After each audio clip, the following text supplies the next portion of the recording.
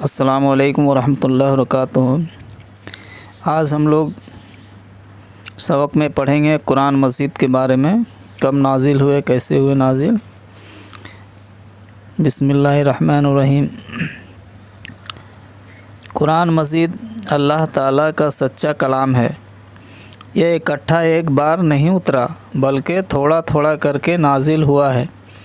اللہ تعالیٰ جب چاہے جبرائیل علیہ السلام کو اپنا کلام دے کر بھیجتا، وہ حضور پرنور سرکار مصطفیٰ صلی اللہ علیہ وسلم کی خدمت میں حاضر ہو جاتے اور اللہ تعالیٰ کا بھیجا ہوا کلام حضور کو سنا دیتے۔ پھر حضور اس کو یاد کر لیتے اور کسی صحابی کو بلوا کر لکھوا دیتے۔ اسی طرح 23 برس میں پورا قرآن مجید نازل ہوا ہے۔ قرآن شریف سے پہلے اللہ تعالیٰ نے جتنی کتابیں آسمان سے نازل فرمائی ہیں ان سب پر ہمارا ایمان ہے، لیکن ان میں سے بہت سی کتابیں تو دنیا سے نابود اور لاپتہ ہو گئے ہیں، اور بعض جو موجود ہیں ان میں مکار لوگوں نے بہت کچھ گھٹا بڑھا دیا ہے، اس لیے اب وہ اصلی آسمانی کتابیں نہیں رہ گئی۔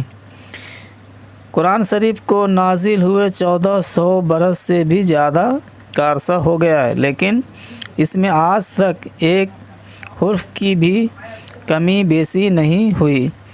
جیسا پہلے دن نازل ہوا تھا ویسا ہی آج بھی موجود ہے۔ اگرچہ دشمنوں نے قرآن کے خلاف بہت کچھ ہاتھ پیر مارے، لیکن اس میں اب تک ایک نقطے یا زبر زیر کا فرق نہیں پڑا۔ بس آسمانی کتابوں میں اس وقت صرف قرآن مجید ہی ایک ایسی کتاب ہے جو ہر طرح کی کاٹ چھانٹ سے بالکل محفوظ ہے۔ دیکھو، توریت شریف سریانی زبان میں اور انجیل مقدس عبرانی زبان میں نازل ہوئی، اور قرآن مجید عربی زبان میں نازل ہوا ہے۔ آج تم عرب، ایران، چین، جاپان، مصر، شام، ترکی، جرمنی، فرانس، روس، افریقہ، امریکہ وغیرہ دنیا کے جس کونے میں چلے جاؤ وہاں تم کو قرآن پاک عربی ہی زبان میں ملے گا، لیکن تم اصلی توریت و انجیل کے لیے پوری دنیا چھان مارو،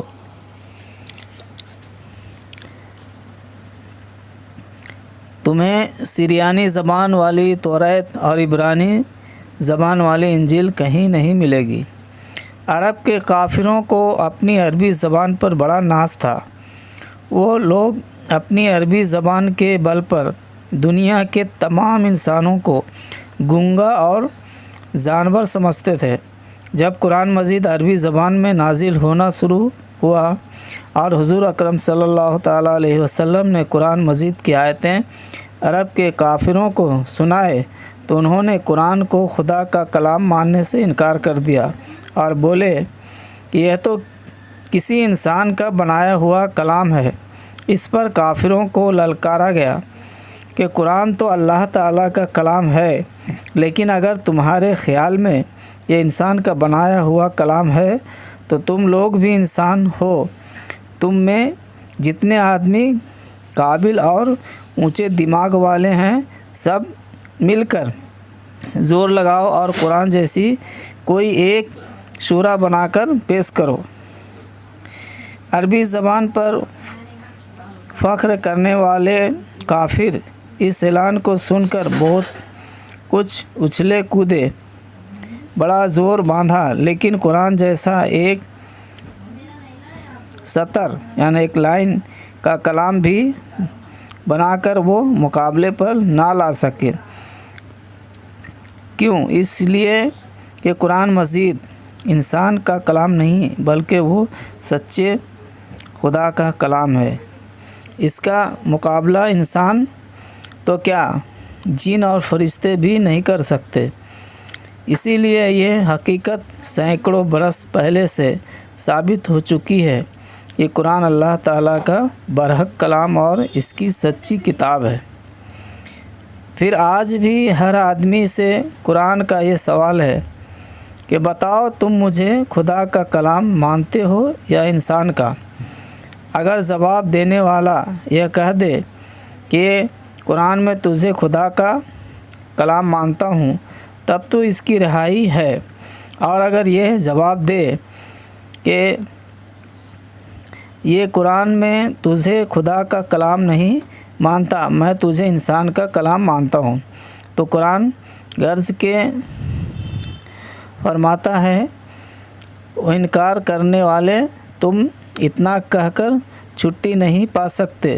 سنو، اگر تمہارے گمان میں یہ قرآن انسان کا کلام ہے تو تم بھی انسان ہو، تم بھی قرآن جیسا کلام تیار کر کے میرے مقابلے پر لاؤ، اور اگر تم سے تنہا نہ ہو سکے تو اپنے ساتھیوں کو بلا لو اور تم سب مل کر میرا مطالبہ پورا کرو۔ لیکن ہمیشہ سے یہی ہوتا رہا ہے کہ قرآن کے اس مقابلے کو سن کر بڑے سے بڑے قابل اور فاضل انسان اپنی ساری چوکڑی بھول گئے اور دم بخود ہو جانے کے سوا ان سے کچھ بن نہ پڑا۔ کیوں؟ اس لیے کہ یہ قرآن انسان کا کلام نہیں بلکہ خدا تعالیٰ کا کلام ہے۔ تو بھلا انسان اس کے مقابلے پر کیوں نہ ٹھہر سکتا ہے؟ کلمات ذیل کے معنی اپنی کاپیوں میں تحریر کرو اور انہیں زبانی یاد کر لو۔ کلام یعنی بات، گفتگو، بول۔ کلام کا مطلب بات، گفتگو، بول۔